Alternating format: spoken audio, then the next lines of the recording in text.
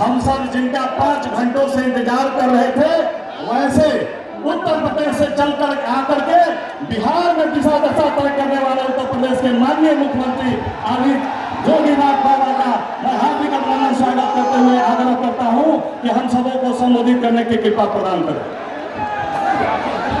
भारत माता की, भारत माता की, भारत माता की, वंदे वंदे वंदे। मंच पर उपस्थित केंद्रीय मंत्री और बेगूसराय से भारतीय जनता पार्टी के प्रत्याशी के रूप में जिन्होंने भी चुनाव लड़ा है, ऐसे माननीय श्री गिरिराज सिंह जी, भारतीय जनता पार्टी के वरिष्ठ नेता, पूर्व केंद्रीय मंत्री, लोकप्रिय सांसद और भारतीय जनता पार्टी के लोकप्रिय प्रत्याशी माननीय श्री राजीव प्रताप रूडी जी, प्रदेश मंत्री श्री जगन्नाथ ठाकुर जी, माननीय विधायक श्री जनक सिंह जी, कृष्ण कुमार सिंह जी, सीएन गुप्ता जी, पूर्व विधायक विनय कुमार सिंह जी, भारतीय जनता पार्टी के जिला के अध्यक्ष श्री रंजीत सिंह जी, माननीय विधायक सुश्री शेषी सिंह जी, पूर्व मंत्री चंद्रिका राय जी, मुनीश्वर चौधरी जी, विधान पार्षद श्री सचिदानंद राय जी, राणा यशवंत प्रताप सिंह जी, भारतीय जनता पार्टी, जेडीयू और अन्य सहयोगी दलों के हमारे सभी पदाधिकारीगण और उपस्थित मेरे सभी सारण के बहनों और भाइयों, महर्षि दधीची बाबा हरिनाथ के ये पवित्र धरती पर रव लोगन का वंदन अभिनंदन करता नहीं। जय गंगा मैया। बहनों और भाइयों, आज सीता प्रकट्य दिवस भी है और मैं अयोध्या की पावन धरा से, प्रभु राम की पावन धरा से आज आपके बीच में आया हूं। उत्तर प्रदेश और बिहार का जो आत्मीय रिश्ता है, हम उत्तर प्रदेश वासी बिहार को अपना ननिहाल जैसा मानते हैं। और बहनों भाइयों, इससे बड़ा सौभाग्य और क्या हो सकता है कि माता सीता के प्रकाट्य दिवस के अवसर पर मुझे सारण की धरती पर आने का सौभाग्य प्राप्त हुआ है। और आप सब जानते हैं, इस समय देश के अंदर लोकसभा चुनाव के 4 चरण संपन्न हो चुके हैं। 3 चरण अभी बाकी है, लेकिन देश में उत्तर, दक्षिण, पूरब, पश्चिम चारों ओर एक ही स्वर गूंज रहा है, एक ही नारा गूंज रहा है। लोगों के मन में एक ही संकल्प आया है और वह है कि फिर एक बार, फिर एक बार, फिर एक बार और अब की बार, अब की बार। बहनों और भाइयों, जब 400 पार की हम बात करते हैं तो विपक्ष के लोग कहते हैं एक कांग्रेस के नेतृत्व का जो इंडी गठबंधन है, वह कहता है कि कैसे तो जनता जनार्दन के मुंह से निकलता है कि जो राम को लाए हैं, जो राम को लाए हैं। क्या बिहार भी यही सोचता है ना? बिहार यही सोचता है ना? क्योंकि जब अयोध्या में रामलला के मंदिर का भव्य उद्घाटन हुआ, उससे पहले सबसे पहला उपहार अयोध्या धाम के लिए कहीं से आया था तो बिहार से आया था। बिहार की जनता जनार्दन की ओर से आया था, क्योंकि उत्सव का माहौल जैसे अयोध्या में था ऐसे ही जनकपुर में भी था। जैसे उत्तर प्रदेश में था ऐसे बिहार में था, क्योंकि बिहार में तो और भी उत्सव था, क्योंकि मां जानकी का मायका जो बिहार में है। लेकिन बहनों और भाइयों, अयोध्या के महात्म को और भारत के महात्म को केवल वही समझ सकता है जिसके मन में राम की भक्ति होगी। रामद्रोही नहीं समझ सकते,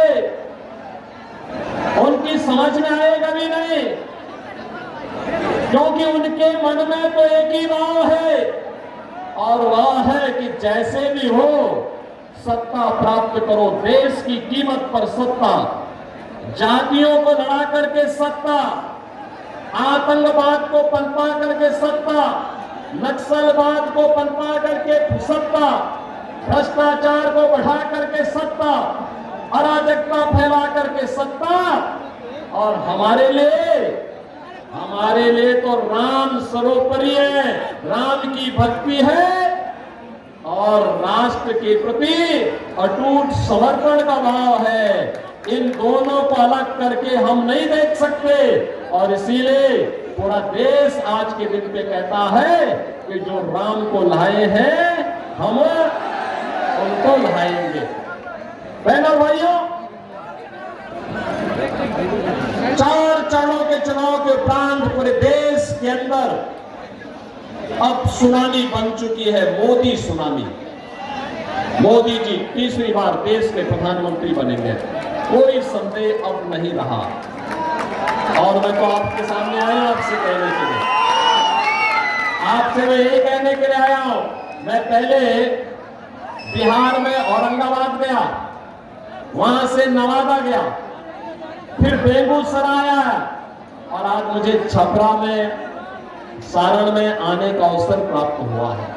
बहनों भाइयों, उत्साह, क्या उमंग है, क्या उत्साह है। मैं देख करके दंग हूं। बिहार की बुद्धिमत्ता ने देश और दुनिया को एक दिशा दी है। बिहार,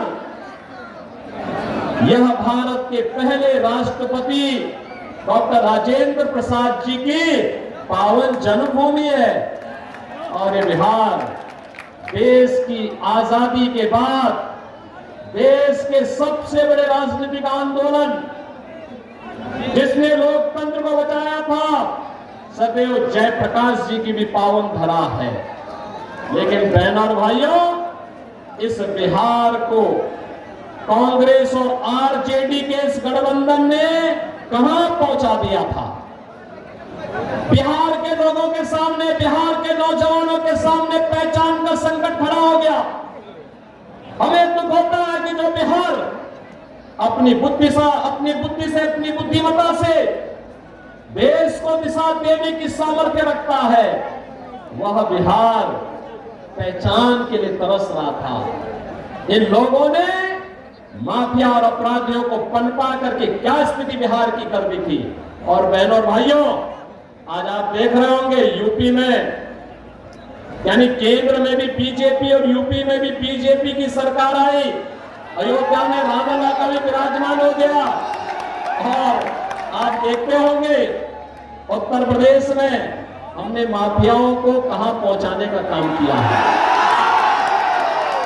ये बड़े बड़े माफिया थे जो पहले सत्ता का संचालन करते थे, बड़े बड़े दंगे करवाते थे।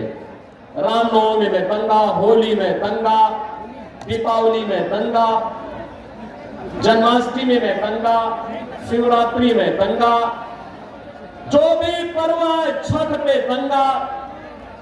तो हम लोगों ने भी तय किया, मैंने कहा अगर मुझे मोदी जी ने यूपी की बागडोर सौंपी है तो इन दंगाइयों को रसा तक तो जरूर पहुंचाऊंगा।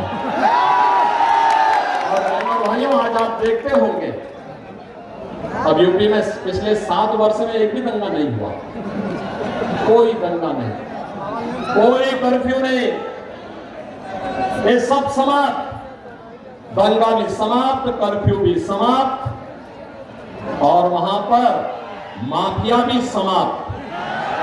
महोत्सव होते हैं, महोत्सव महोत्सव, दीपोत्सव अयोध्या में, रंगोत्सव मथुरा में, देव दीपावली काशी में, और आपको अयोध्या में, काशी में, विंध्यवासिनी धाम में जाने का अवसर प्राप्त होता होगा। आज आप देखते होंगे जैसे अयोध्या वैसे लगती, जैसे त्रेता युग की अयोध्या साक्षात उतर आई हो।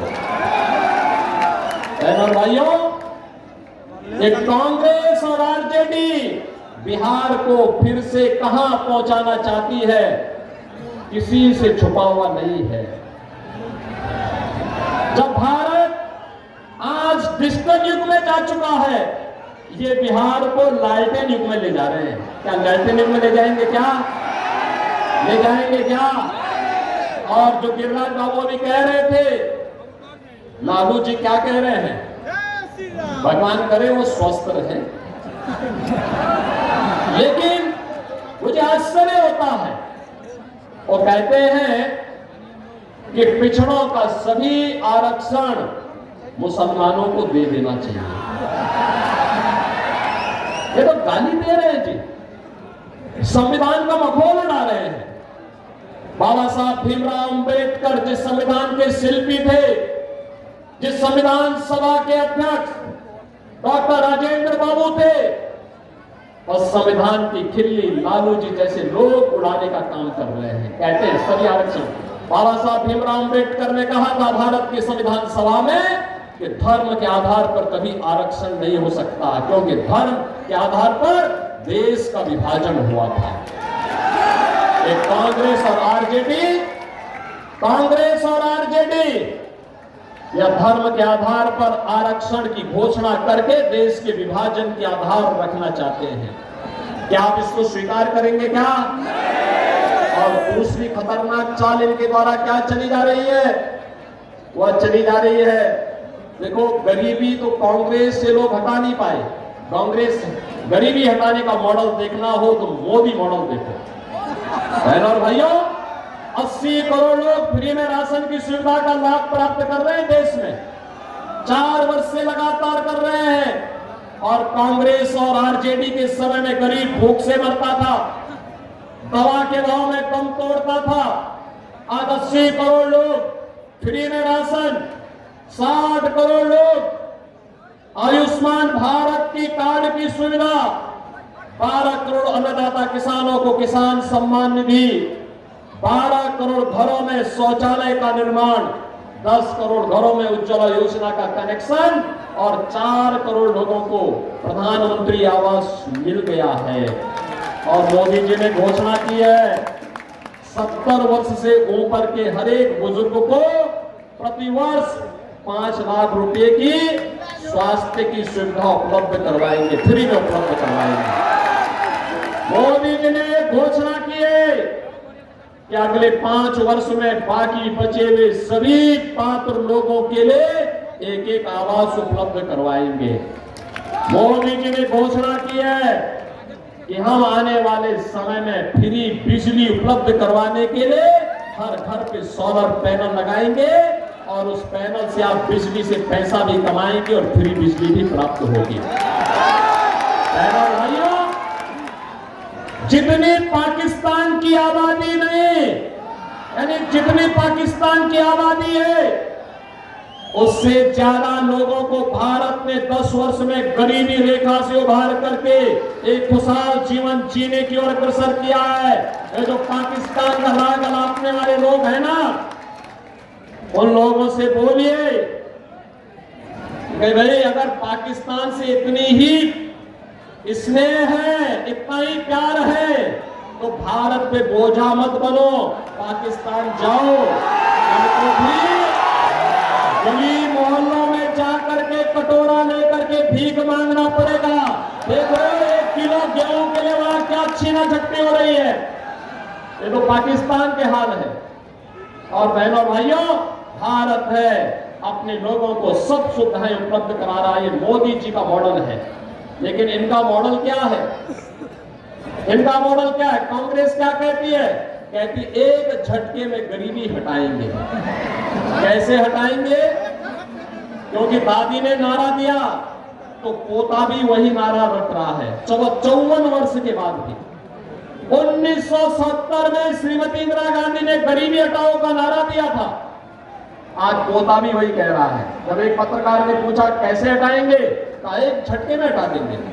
कहा कैसे, उसने कहा वेल्थ सर्वे, वेल्थ इमरजेंसी, ये सर्वे कराएंगे संपत्ति का। आपके बाप दादों की जो कमाई होगी, आपके पिताजी ने, आपके बाबा ने कोई जमीन का टुकड़ा खरीदा होगा, 1 बीघा 2 बीघा 4 बीघा, कोई जमीन ली होगी, कोई आपको पुश्तैनी जमीन मिली होगी, उसमें कांग्रेस और आरजेडी के गुंडे आएंगे, कहेंगे कि भाई अब तो इनकी सरकार आ गई है, इसमें से 50% आधी प्रॉपर्टी अब ये सरकार की हो गई है, अब इसमें कांग्रेस के लोग कब्जा करेंगे।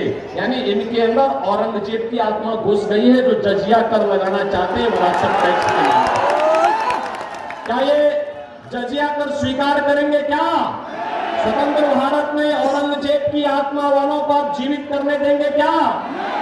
बहनों और भाइयों, ये चुनाव भारतीय जनता पार्टी के लिए, जेडीयू के लिए, लोक जनशक्ति पार्टी के लिए और हमारे अन्य सहयोगी दलों के लिए आत्मनिर्भर और विकसित भारत को बनाने का चुनाव है। आत्मनिर्भर भारत का मतलब हर नौजवान आत्मनिर्भर, उसके हाथ को कार्य होगा, हर किसान खुशहाल होगा, हर बेटी और बहन सुरक्षित भी होगी और सम्मानजनक आर्थिक स्वावलंबन की ओर आगे बढ़ेगी। समाज का हर तबका आत्मनिर्भर होगा और विकसित भारत की संकल्पना को आज साकार करने के लिए मोदी जी को तीसरी बार फिर से देश का प्रधानमंत्री बनाना है। और मोदी जी को प्रधानमंत्री बनाना है तो छपरा सारण पर कमल खिलाना है और इसके लिए मोदी जी को भारी बहुमत से विजयी करना है। सहमत है? सहमत है? सहमत है? बहनों और भाइयों, पूरा चुनाव तो अब राम भक्तों रामद्रोहियों के बीच में आ गया है। आ गया है ना? आ गया है ना? देखो क्या कहते हैं सब ये रामद्रोही, कहते हैं राम मंदिर बेकार बना है।